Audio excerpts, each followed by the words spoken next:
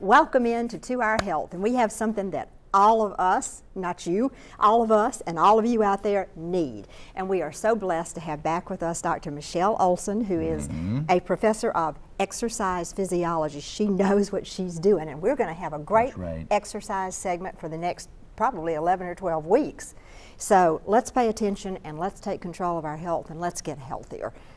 Dr. Olsen, you're going to start out and just get us in shape. First word is get moving, right? That's right. Right. You got to move. Right. That's right. Right. Get moving, and it may sound strange, it may sound not legitimate, but any amount of moving counts. Any amount of moving. Right. We are built with all these legs and arms and all this musculature in our core area. We are built to move, to lift things, to climb, to carry, to walk up hills, to sit, to stand. We are a machine. We really are designed as a machine, and it doesn't mean that we have to run marathons or 10Ks, even though we have that capacity. We just need to keep moving. And the more we move, the better off we are. And we're finding that more and more and more with all kinds of diseases. You know, from heart disease, even if somebody has something like angioplasty, the nurses will get in there and the cardiac rehab specialists, and that day or that next morning have them up in the halls walking around. I've been there. Right. See, I had 6 bypasses on my heart. First thing they said is get up and walk. And then Dr. Kwan said, you're going to see me in 2 weeks after the surgery. I want you walking at least a mile. Exactly, exactly.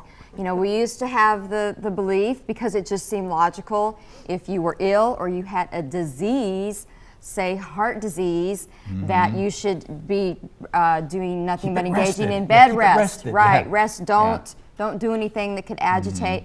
And we know that it is completely 180 degrees, you know, from that perspective.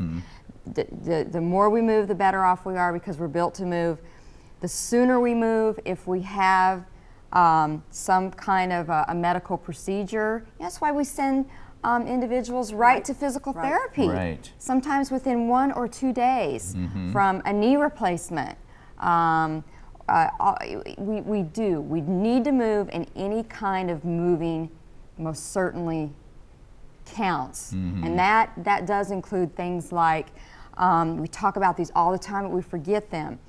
You don't have to park at the very end of the parking lot. You know, if that's dangerous or it's a huge parking lot, just pick somewhere in the middle. Don't pick the closest place though. Pick something that's just even maybe 10 rows out.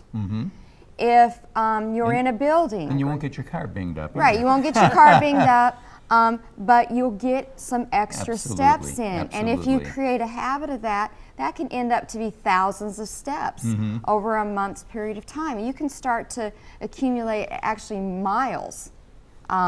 If you go into a building with an elevator and you're only going to the 2nd floor, take the stairs. Absolutely. If you're going up to the 8th floor, you know, get on the elevator. So, you know, if it's just 1 floor, get on the elevator. What about a pedometer?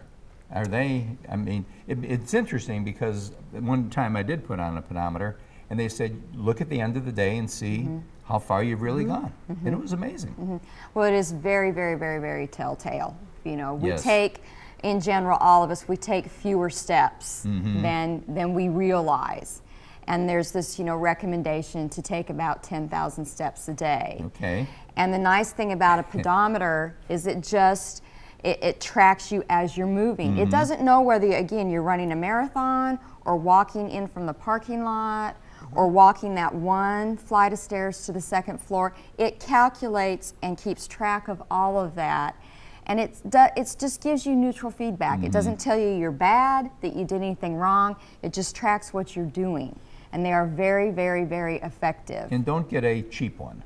I mean, don't get one that's just a couple of dollars, because it may not be. You want one that's going to truly measure your walk. Right, and the thing is now with technology and how it advances so quickly, you can get them relatively inexpensively at sports stores, and you do not have to spend $100 Good. to get one. They're very reasonable. We give them away. Good. When we We're going to have get you them. to come back Yes. next week. Of course, you're going to be here for a number of weeks, and we talked about the importance of walking. Next week, we're going to have you show us the proper way to walk to get the best benefit out of it. Right. And as Dr. Olsen said, remember that you are like a machine, and big things that happen with machine is they get rusty.